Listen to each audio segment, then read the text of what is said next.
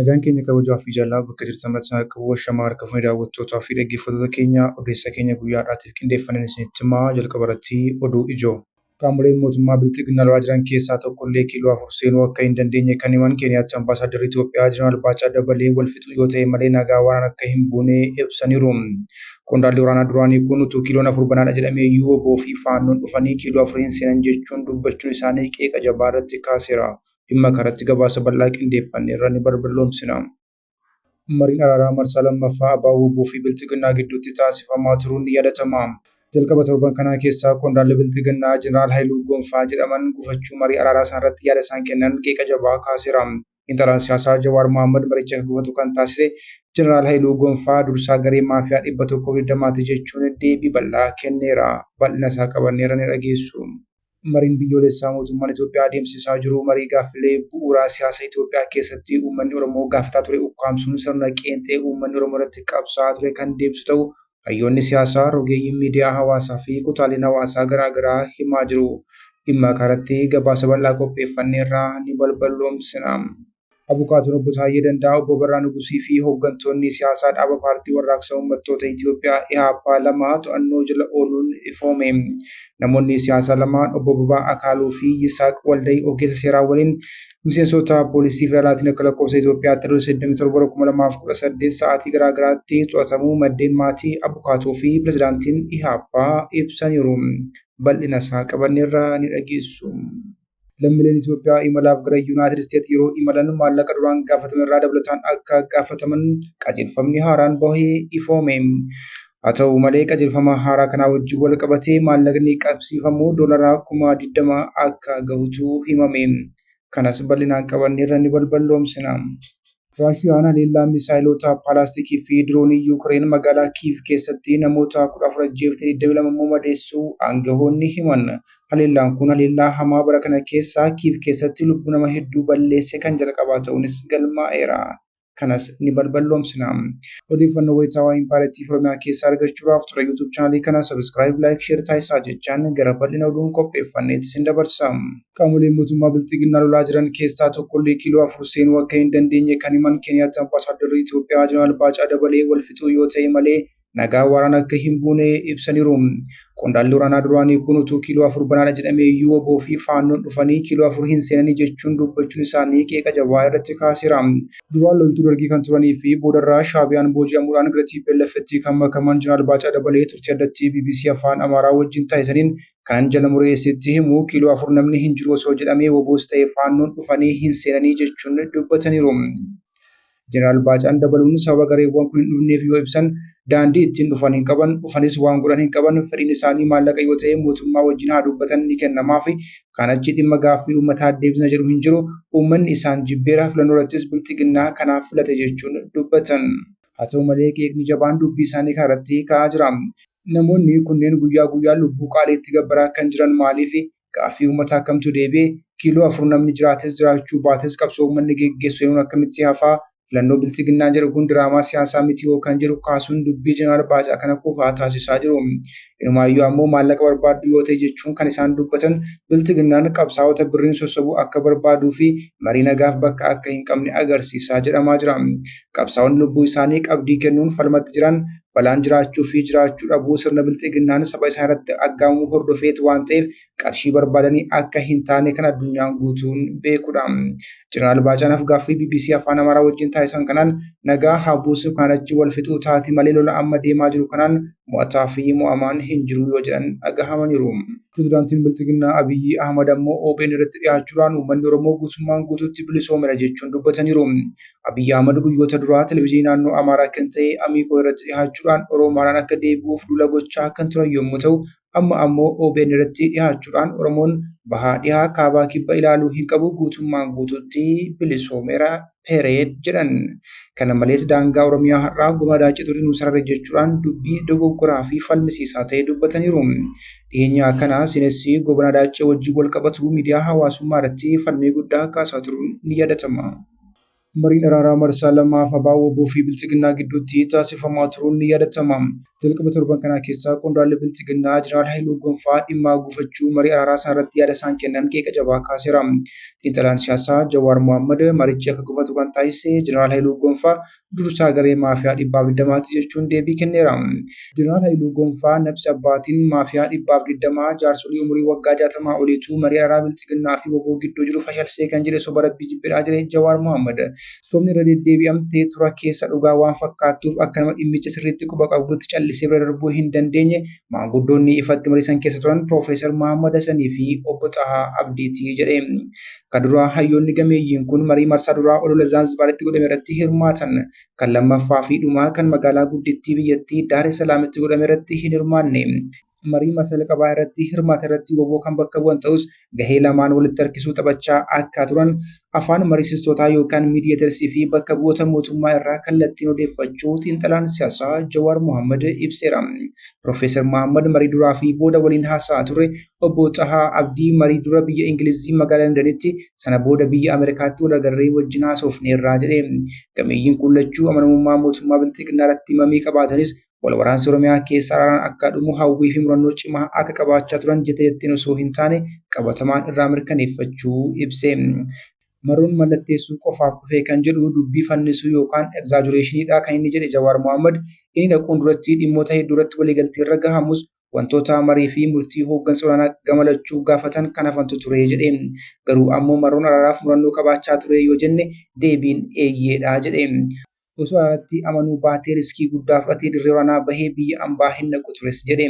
Dhugaa dubbachuu Abiyyis jalqaba irratti poozitiivii ture booda kana jeeqe malee jedhe Jawaar Mohaammed. Osoo akkas ta'uu baatee mariin araaraa sadarkaa sanuu hin geessu ture jedhe. Saniin duratti haasofni bakka bu'oota mootummaa fi WBO gidduutti torban sadiif geggeeffamaa ture haala gaariin deemaa turus eere. Mootummaan qondaaltota raayyaa ittisa biyyaa fi warratti kaan bakka buufame wal hubannaa gaariirra waan gahameef tureef hooggansa olaanaan gamalachuu yaamamee dhimmoota ijoo afaan irratti marii fi waliigaltee xumuraa akka godhamuuf amansiifame. Dubbiin sana booda babbaduu eegaltee jedhee Jawaar Mohaammed. Akkuma marroon dirree lixaatii baheen bakka inni irraa deemetti lolli guddaan baname faallessee jedhe. Ololli shanee balleessaa jirra marroo biyyatti deebisuuf hin eeyyamnu jedhu itti aanee oofamuun ammoo dubbii kana daran jeequu yaadachiise. Bakka bu'oonni mootummaa akka haaraatti dhaqan Reedwaanii fi Geedoon dhimmoota sana duraa bakka bu'oonni gama lamaan irratti waliigalanii fi beekamtii kennuu diduun akka haaraatti irratti dubbatamuu qaba jinnoo jedhu calaqqisuun isaanii ammoo dubbicha caalatti borcee jedhe. Afaan faajjii fi atakaroon dippiloomaatota mariisanis dubbii haala walitti deebi'uu hin dandeenyeen akka adda cituuf shoora taphateera jedhe. Ergaa Jeneraal Haayiluun quba warra biraatti qabuu barbaade shoora gareen isaa araara sana fashalsuuf taphattee saaxiluun dirqama ta'a kan jedhu Jawaar Mohaammed. Mariin araaraa eegaluu durarraa kaasee WBO zoonii giddu galeessaa harka kennisiisuuf hojjechaa turanii jedhe.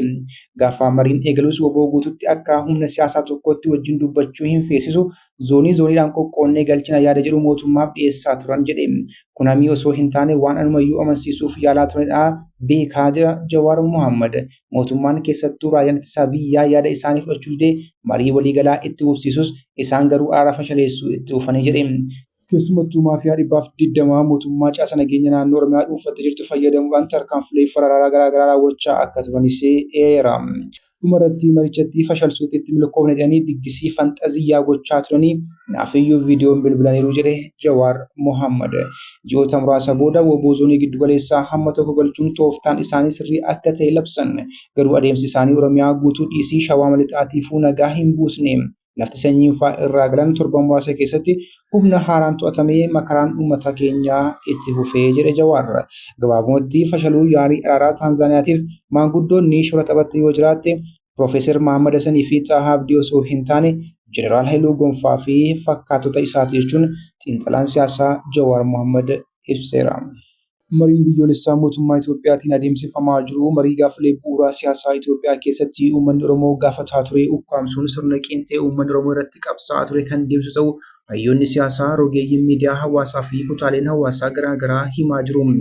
Mariin biyyaalessaa Koomishinii Marii Biyyoolessaatiin adeemsifamaa jiru gaafilee bu'uuraa siyaasaa Itoophiyaa keessatti uummanni Oromoo gaafataa turee fi deebii isaa argachuuf aarsaa qabeenyaa lubbuu fi qaamaa itti kaffalaa ture kanneen akka gaaffii abbaa biyyummaa, gaaffii walqixxummaa, gaaffii diimokiraasii, gaaffii mirga hiree ofii murteeffachuu, gaaffii Finfinnee, Dirree Dhawaa, Jijjigaa, Walloo, Wambaraa, Raayyaa, gaaffii eenyummaa, afaanii, aadaa fi afaan Oromoo afaan hojii federaalaa ta'uu akkasumas dhimmoota nageenyaa fi diimokiraasii irratti gaaffii bal'aa kaasaa ture kan deebisuuf akeeka qabate miti jedhan. Deebii gaaffii kanneenii argachuuf qabsoo irraa hin cinne bifa ijaaramaa fi uummataatiin taasisaa erga ture booda bara 2018 akka lakkoofsa Awurooppaatti mootummaa adda diimokiraatawaa warraaqsa uummattoota Itoophiyaa kan adda waa'ee jedhamu kanatti TPLF'n durfamu buqqisuun jijjiirama siyaasaa biyyattii keessatti fidee jiraachuu siman. Qabsoo warraaqsa Oromoo bara 2014 hanga bara 2018 akka lakkoofsa Awurooppaatti adeemsifamaa tureen uummanni Oromoo lubbuu namoota 5,000 olii gabbaruun jijjiiramicha biyyattii keessatti fiduus gaaffilee isaatiif deebiin haga ammaatti akka hin deebine eereeru. Borni mootummaa adda waa'ee keessaa qabsoo Oromootti dabalamee jijjiiramichaa hoogganuu fudhate gaaffii uummata Oromoo deebisuu osoo hin taane sirna bulchiinsa faallaa gaaffii Oromoo diriirsuu fi waraana biyyattii keessatti dhalachuun waggoota 8 darban waraana dhiiga dhangalaasisaa fi dhigaaga'ama lubbuu kumaatamaa yakka waraanaa fi dhiittaa mirga namoomaa buqqeensa lammiilee miliyoonotaa fi beela hamaa haleellaa eenyummaa fi koorniyaa bu'uureffate Itoophiyaa keessatti hordofsiisee jira jedhan. Gaaga'ama siyaasaa fi waraanaa keessatti mootummaan bilisiginnaa Komishinii Marii Biyyoolessaa kan amanamummaa fi fudhatamummaan isaa gaaffii keessa galee hundeessuun waggoota arfan darbaniif marii adeemsisaa tures jedhan.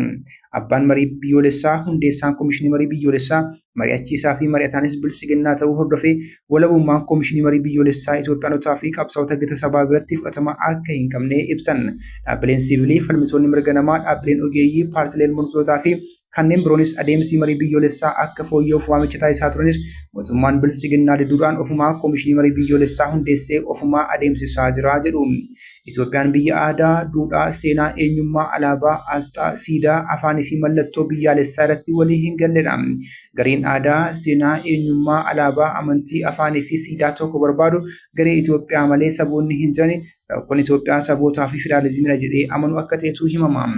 Gareen Itoophiyaan hunda keenyaaf taatu Itoophiyaa aadaa, duudhaa, seenaa, afaan, amantii, alaabaa, eenyummaa sabootaa hammattee jedhu ammoo tokkummaan jettan eenyummaa sabootaa liqimsaa rakkoon Itoophiyaa eenyummaa qeenxee ijaaruu fi eenyummaa sabootaa balfuudha jedhanii yaadu.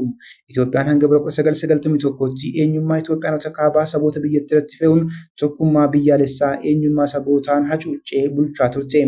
Bara 1991 erga sirni waraanaa fi tokkummaa biyyaalessaa kana hacuuccaa saboota irratti hundaa'ee leellisu buqqa'ee booda sirni federaalizimii saboota waggoota 27 Itoophiyaa keessatti shaakalameera.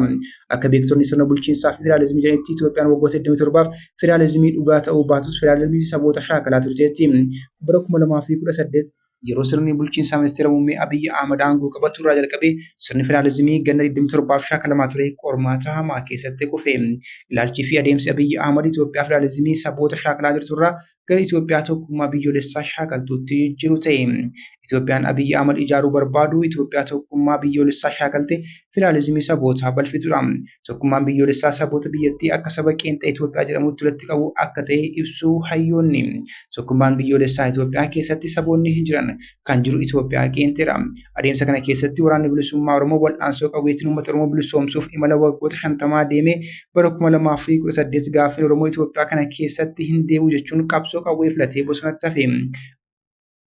Adeemsi hundeeffama Komishinii Marii fi Araara Biyyoolessaa akka sirraa'u paartilee siyaasaa, beektonnii fi ogeeyyiin siyaasaa, dhaabbileen siivilii fi qaamolee mirga ilmaan namaatiif qabsaan waamicha taasisanis bilisiginnaan Itoophiyaan bulchaa jiru waamicha diduudhaan marii biyyoolessaa isa xumuruu jalqabee jira. Paartileen mormitootaa mootummaa Itoophiyaa adda bilisummaa Oromoo, waraana bilisummaa Oromoo, Koongireesii Federaalawaa Oromoo fi adda bilisummaa biyyoolessaa Ogaadeen adeemsa marii biyyoolessaa Itoophiyaa qeequudhaan maricha keessaa of baasanii jiru. Marii biyyoolessaa kana adeemsifamu rakkoo siyaasaa fi waraana biyya takkaa keessatti mudate furuuf marii humnoota siyaasaa dabalatee uummattoota biyya tokko gidduutti adeemsifamudha jedhama hayyoonni. Waltajjiin marii biyyoolessaa waltajjii qaamonni dhiibbaa siyaasaa biyyattii keessatti uumuu danda'an hundi irratti hirmaatanii fi qaamni marichaa adeemsisu ammoo akka bilisiginnaatti kallattiin eeruu qaama tokko qofaan kan filaman osoo hin taane uummanni kallattiin kan filu ta'uu akka ta'etu himama. Garuu Itoophiyaatti kan mul'ate faallaa kanaatii kan jedhan warri yaada kennan mariin kan adeemsifamaa jiru qaamota siyaasaa Itoophiyaa qajeelchuu fi jallisuu keessatti shoora olaanaa taphatan alatti gatuun qaamota gareen tokkoo fedhuun akka ta'e dubbatan. Qaamonni maricha adeemsan ammoo uummataan osoo hin taane akka dantaa garee aangoo bulchiinsa biyyaa harkaa qabu eeguutti filamee jedhan. Baricha keessatti ammoo humni waraanaa paarlaamaan manneen murtii poolisii fi kanneen biroon yeroo hunda gama gufuu marii biyyoolessaa jedhamuun akka kaafamaa jirantu eerame. Sababni isaa paarlaamaan qaama mootummaa biyya bulchuu yoo ta'u dhaabbileen akka raayyaa ittisa biyyaa poolisii fi dhaabbileen haqaa sirna aangoo harkaa qabuuf hojjechuun qormaata jiru harmeessaa akka jirutu himame. Abukaatuun obbo Taayyee Danda'a, obbo Birhaanuu Nugusii fi hoogganoonni siyaasaa dhaaba paartii warraaqsa uummata Itoophiyaa EHAP to'annaa jala ooluun dhagahame. Namoonni siyaasaa lamaan obbo Abbabaa Akaaduu fi Yisaaq Waldee ogeessa seeraa wajjin miseensota poolisii federaalaa akka lakkoofsa Itoophiyaa ta'uu 87/2018 sa'aatii garaagaraatti to'atamu maddeen maatii abukaatoo fi pirezidaantiin EHAP ibsaniiru. Duraan kan to'ataman namoota siyaasaaf abukaatoo ta'uun kan beekaman obbo Birhaanuu Nugusidha. Miseensonni poolisii federaalaa gara mana obbo Abirraa kan deeman wixataa ganama sa'aatii 1:00 akka ta'e maddi maatii keessaa himaniiru. Yeroos obbo Birraan gara hojii deemuuf qophii gochaa turan kan jedhan maddi kun tasa dhufanii innis rifatee ture jedhaniiru. Miseensonni poolisii federaalaa qorannoodhaaf akka barbaadaman dubbachuun isaanis himan.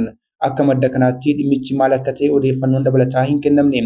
Abbaa ijoollee lamaa kan ta'an obbo Birraan eessa akka jiran hanga yoonaatti sirriitti baruun akka hin danda'amne himameera. Obbo Birraan aseenuu isaanii miidiyaa hawaasummaa gubbaatti dursanii kan qodan keessaa tokko dubbii himaa EHAP obbo Yisaaq Waldayiidha. Obbo Yisaaq filannoo biyyoolessaa torbaffaarratti EHAP bakka bu'uun mana maree bakka bu'oota uummataaf dorgommii erga dhiyaatanii booda filannoo keessaa obbaasaniiru. Michuu dhiyoo obbo Birraa kan ta'an obbo Yisaaq wixataa waaree booddee sa'aatii 8:00 mana isaanii keessatti to'annaa jala akka oolan pirezidaantiin EHAP obbo Abrahaam Hayimaanoot himaniiru. Obbo Yisaaqis miseensota poolisii federaalaan to'atamuu obbo Abrahaam dubbataniiru.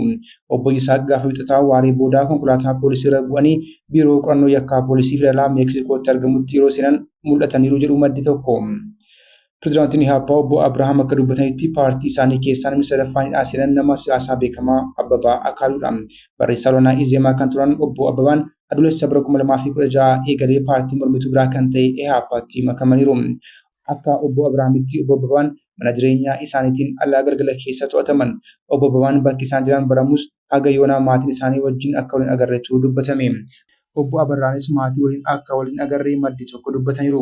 Obbo Abarraa fi namoonni siyaasaa lamaan haga yoonaa mana murtiitti akka hin dhiyaanne maddeen gabaasaniiru.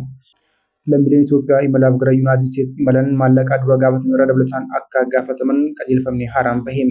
Haa ta'u malee qajeelfama haaraa baheen maallaqi yeroo hiyyataa qabsiisuu qaban gara doolaraa 20,000tti guddateera.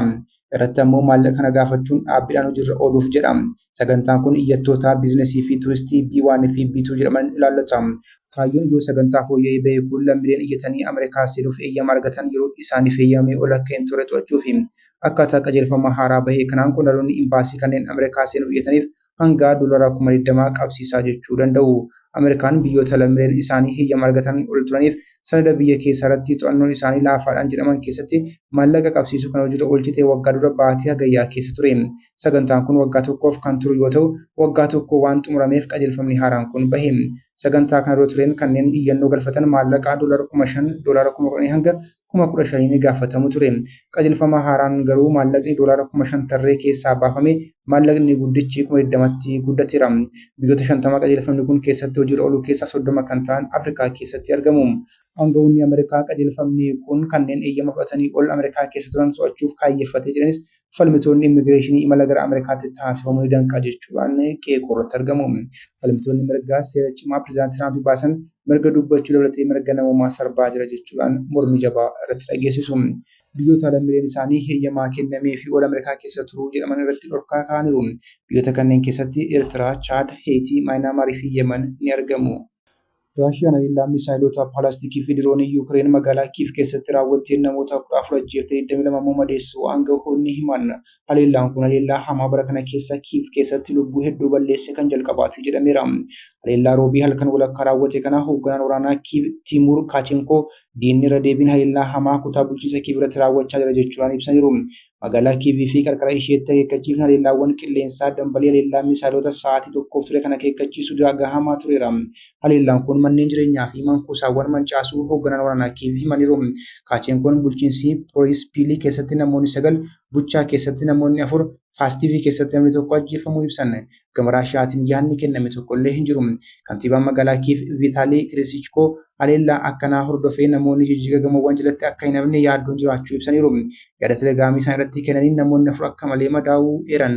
Diinni irra deebiin ta'e jedhee namoota nagaa fi bu'uuraalee misoomaa irratti haleellaa raawwachaa jira jechuudhaan hoogganaan waraanaa Kiiv dubbataniiru. Raashiyaan torbaanota dhiyoo haleellaa Kiiv irratti raawwattu kan himmeessite yoo ta'u, Yuukireenis buufataalee anniisaa Raashiyaa dabalatee haleellaa dhaabbilee uummataa irratti raawwattu cimsiteetti. Hordoftoota keenya oduun sa'aatii kanaaf qaban yaadne kana gaamaatti hordoftan turan oduu biraatiin hanga walitti deebinutti nagaa ta'aa aga dhagahaa.